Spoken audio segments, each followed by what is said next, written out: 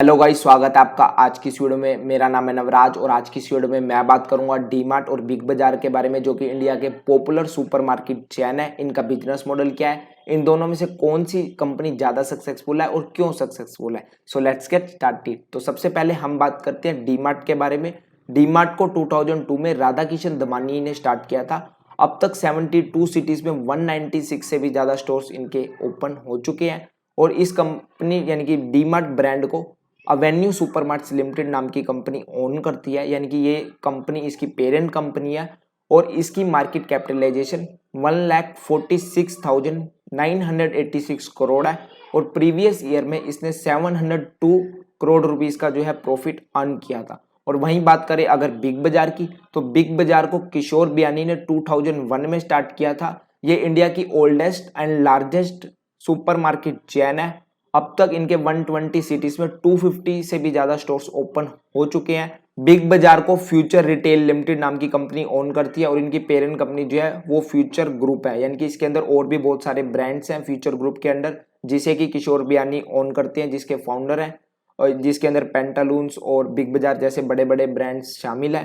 तो इस कंपनी की जो वैल्यूएशन है वो 4435 करोड़ है। और प्रीवियस ईयर इन्होंने 732 करोड़ रुपीस का प्रॉफिट अर्न किया था। तो अब हम बात करते हैं ये दोनों कंपनी शुरू कैसे हुई। तो सबसे पहले हम बात करते हैं डीमार्ट के बारे में। डीमार्ट को राधा किशन दमानी ने 2002 में स्टार्ट किया था, जो कि Mumbai based businessman and entrepreneur है। ये इंडिया के सेकंड रिचेस्ट पर्सन है, जिनकी नेटवर्थ 57.4 बिलियन डॉलर है, जो कि इंडिया में सेकंड हाईएस्ट है। रिलायंस इंडस्ट्री के मुकेश अंबानी जी के बाद इनकी नेटवर्थ इंडिया में सबसे ज्यादा है। राधा किशन दमानी जी ने अपना करियर ऐसे स्टॉक ब्रोकर स्टार्ट किया था। स्टार्टिंग में जो है ये इंट्राडे ट्रेडिंग करके, स्टॉक ब्रोकिंग करके जो है अपना प्रॉफिट अर्न करते थे। और धीरे धीरे जो है इनका वैल्यू इन्वेस्टिंग के अंदर इंटरेस्ट बढ़ने लगा और इन्होंने जो है लॉन्ग टर्म इन्वेस्टमेंट की तरफ फोकस करना शुरू कर दिया।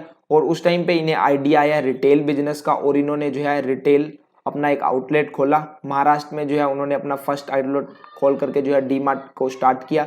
डीमार्ट में डी स्टैंड करता है धमानी के लिए, जिससे जो है इनका वेंचर स्टार्ट हुआ डी मार्ट।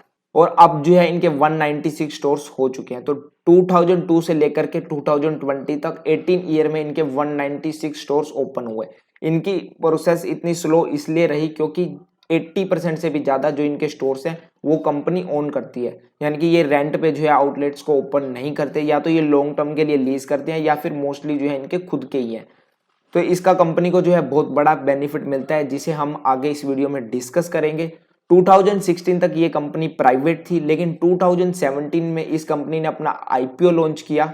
22 मार्च 2017 को जो है इस कंपनी ने अपना आईपीओ लॉन्च किया 299 रुपीज शेयर प्राइस के साथ। और इस कंपनी ने शेयर मार्केट के थ्रू 1.8 बिलियन रुपीस राइज की। उस टाइम पे इस कंपनी की वैल्यूएशन 16,700 करोड़ रुपए हुई, लेकिन आज इस कंपनी की वैल्यूएशन 1,46,986 करोड़ रुपीस है, जो कि 3 ईयर्स में कितने ज्यादा गुना जो है मल्टी हो गई। और वहीं बात करें आज इनके शेयर प्राइस की, तो आज इनका शेयर प्राइस 2300 रुपीस का है। तो यानी कि अगर आपने 3 साल पहले इस कंपनी के अंदर मात्र 300 रुपए अपने लगाए होते, तो आज वो पैसे आपके 2300 रुपए हो गए होते। तो मात्र 3 साल में जो है 7 से 8 गुना जो है इस कंपनी ने अपना पैसा कर दिया। इस कंपनी की जो वैल्यूएशन है 8-9 टाइम्स हो गई।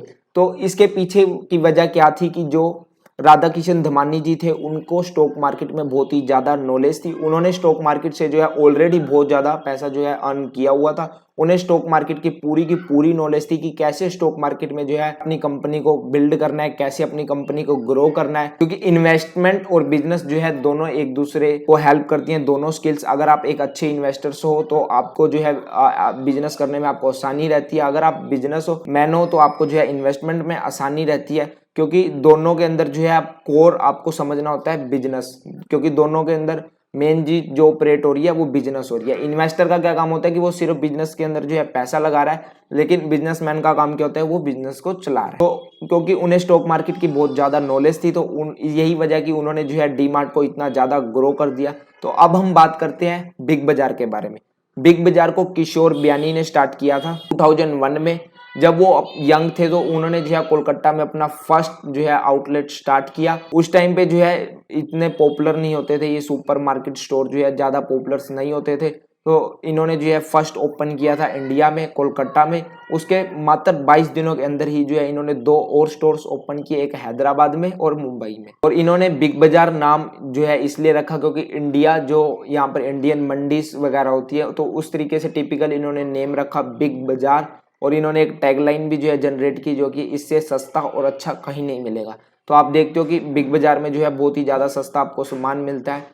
प्राइसिंग जो स्ट्रेटेजी है उसके बारे में हम आगे इस वीडियो में डिस्कस करेंगे। अब हम बात करते हैं बिजनेस मॉडल के बारे में कि डीमार्ट और बिग बाजार का बिजनेस मॉडल क्या है। तो डीमार्ट और बिग बाजार का बिजनेस मॉडल सेम है, दोनों की दोनों कंपनी जो है सेम तरीके से अर्न करती हैं। जैसे कि आपके आसपास जो है करियाना स्टोर मनी अर्न करता है, यानी कि वो बाजार से होलसेल में जो है सस्ते के अंदर सामान लेकर के आता है, यानी कि एक बिस्कुट का पैकेट है वो 8 रुपए में लाता है और आगे 10 रुपए में सेल कर देता है। इसी तरीके से ये स्टोर्स भी अर्न करती हैं, सुपरमार्केट में भी इस तरीके से ही जो है मनी अर्न की जाती है। ये भी जो है पीछे से सामान लेकर के आते हैं और उसे आगे उस पर प्रॉफिट अपना जोड़ करके आगे सेल करते हैं। तो इनका बिजनेस मॉडल सेम है, लेकिन ये जो स्टोर्स हैं डीमार्ट हो या फिर बिग बाजार हो, दोनों जो है बहुत ही सस्ते में सेल करते हैं। तो ये सस्ते में कैसे सेल कर पाते हैं? तो इसकी वजह यह है कि ये जो लोग हैं ये सीधा जो है मैन्युफैक्चरर से परचेज करते हैं, तो इसलिए जो है इनको सस्ते में मिलता है, मैन्युफैक्चर से जो है इन्हें सस्ते में मिलता है। और इसके अलावा ये जो है वो हाई क्वांटिटी में भी उठाते हैं। अभी जो आपके पास आपके आसपास जो करियाना स्टोर है उनके पास जो है पूरे डिस्ट्रीब्यूशन चैनल से जो है माल आता है, यानी कि जो मैन्युफैक्चरर है वो आगे डिस्ट्रीब्यूटर को देगा, डिस्ट्रीब्यूटर से आगे होलसेल को जाएगा, होलसेल से जो है उस रिटेल की शॉप पे जाएगा। तो ऐसे में उनका प्रॉफिट जो है जुड़ता रहता है। लेकिन जो ये स्टोर्स होते हैं ये डायरेक्टली मैन्युफैक्चरर से जो है परचेज करते हैं, इसीलिए जो है उन्हें मैन्युफैक्चरर सस्ते में देते हैं। ये जो बीच की कॉस्ट है ये इनकी बच जाती है और इसके अलावा जो है ये हाई वॉल्यूम में उठाते हैं। अगर आप बात की जाए करियाना स्टोर की तो वो थोड़ा सा सामान उठाएंगे, लेकिन जो ये बड़े बड़े स्टोर्स हैं ये बहुत ही ज्यादा वॉल्यूम में जो है सामान को बाय करते हैं, इसीलिए जो है ये कंपनीज जो है इन्हें सस्ते में प्रोवाइड करती है। और इसके अलावा जो सेकंड इनका बिजनेस मॉडल होता है वो है फ्लोटिंग फीस। फ्लोटिंग फीस क्या होती है कि जितने भी ये जो स्टोर्स हैं इसके अंदर एंट्री फीस होती है। आपके मान लीजिए अगर हम बात करें बिस्कुट की, तो बिस्कुट्स में जो है बहुत सारे ब्रांड्स अवेलेबल है, तो आपका भी ब्रांड है, इनके बहुत सारे स्टोर्स हैं। तो अगर आपको इनके स्टोर्स में, इनके आउटलेट्स में अगर आपको अपना प्रोडक्ट सेल कराना है तो आपको इनको कुछ चार्जेस पे करने होंगे, तभी ये जो है अपने स्टोर्स में आपका प्रोडक्ट रखेंगे। तो अगर आप बात करें नॉर्मल करियाना स्टोर की, तो नॉर्मल करियाना स्टोर को कोई भी प्रोडक्ट रखने के पैसे नहीं देता, लेकिन इन स्टोर्स को देते हैं। क्यों? क्योंकि इन स्टोर ये एक तो बहुत सारे स्टोर्स हैं और इनके पास जो कस्टमर्स है वो बहुत ही ज्यादा है, बहुत बड़ा कस्टमर बेस है इनके पास। तो अगर मैन्युफैक्चरर इनके स्टोर्स में अपने प्रोडक्ट्स को नहीं रखेगा तो अल्टीमेटली जो है उनका लॉस हो जाएगा, इसीलिए वो यहाँ पर जो है फ्लोटिंग फीस इनसे चार्ज करते हैं और बाद में उसे ऐसे डिस्काउंट यूज करते हैं जो भी वो फ्लोटिंग फीस से अर्न करते हैं और उसे आगे ऐसे डिस्काउंट दे देते हैं। तो इसके अलावा इनका एक और बिजनेस मॉडल है वो है एडवर्टाइजिंग। आप देखोगे कि इनके जो बिग बाजार है या फिर इस डीमार्ट है, तो एक पर्टिकुलर ब्रांड को एडवर्टाइजमेंट वहां पर किया जाता है और यानी कि एक ब्रांड को जो है ज़्यादा स्पेस दिया होता है, उसके अच्छे से बैनर बिलबोर्ड्स टाइप्स लगा रखा होता है। तो एडवर्टाइजमेंट से भी जो है ये स्टोर्स अर्न करते हैं। तो अब हम बात करते हैं कि डीमार्ट क्यों ज़्यादा सक्सेसफुल है एज कम्पेयर टू बिग बाजार। तो आपको बता दूं कि मैं जो डीमार्ट है वो सबसे ज़्यादा सस्ते में जो है सेल करता है, यानी कि एज कम्पेयर टू जो बिग बाजार है उससे बहुत ही ज़्यादा सस्ते प्राइस में जो है कस्टमर्स को प्रोवाइड करता है और सबसे ज़्यादा प्रॉफिट भी अर्न करता है। अभी मैंने आपको बताया कि कितना प्रॉफिट अर्न करता है बिग बाजार और कितना अर्न करता है डीमार्ट, और डीमार्ट की वैल्यूएशन कितनी है, बहुत ज्यादा है एज कंपेयर टू बिग बाजार। तो क्या स्ट्रेटेजी है, क्या बिजनेस मॉडल है डीमार्ट का कि डीमार्ट जो है इतना ज्यादा प्रॉफिट कमाता है और इतने सस्ते में जो है आगे अपने कस्टमर्स को जो है प्रोडक्ट प्राइस प्रोवाइड कराता है। तो अभी मैंने आपको बताया कि ये कंपनीज दोनों की दोनों क्यों सस्ते में जो है प्रोडक्ट्स को सेल कर पाती है। वहीं बात की जाए हमने बिग बाजार और दोनों की बात की, तो देखिए बल्क में खरीदना, बल्क में खरीदते हैं तो इसलिए इन्हें सस्ता तो पड़ता ही है, ये तो नॉर्मल रीजन है और जितने भी सुपरमार्केट्स हैं सभी को ये बेनिफिट्स इसमें होता है। फ्लोटिंग फीस का जो वो है वो भी इसके अंदर सेम होता है। इसके अलावा अगर हम अब बात करें सेकंड चीज की, तो जितने भी डीमार्ट्स के स्टोर हैं वो सारे के सारे 80% से भी ज्यादा कंपनी ओन करती है। इसका फायदा क्या होता है कि कंपनी को मंथली इनकम जो मंथली एक्सपेंसेस नहीं होते, कंपनी को कोई भी रेंट वगैरह प्रोवाइड नहीं करना, तो कंपनी के एक्सपेंसेस बहुत ही कम है। इसके अलावा अगर बात की जाए इनके स्टोर्स की, डीमार्ट्स के जितने भी स्टोर्स हैं उसमें किसी भी तरीके का इंटीरियर्स नहीं है। इंटीरियर पे बहुत ही ज्यादा उन्होंने जो है पैसा इन्वेस्ट नहीं कर रखा। उनकी लाइटिंग वगैरह आप देखोगे बहुत ही ज्यादा सिंपल होती है, तो इसके भी जो है उनके कॉस्ट जो है बहुत ही ज्यादा सेव होती है।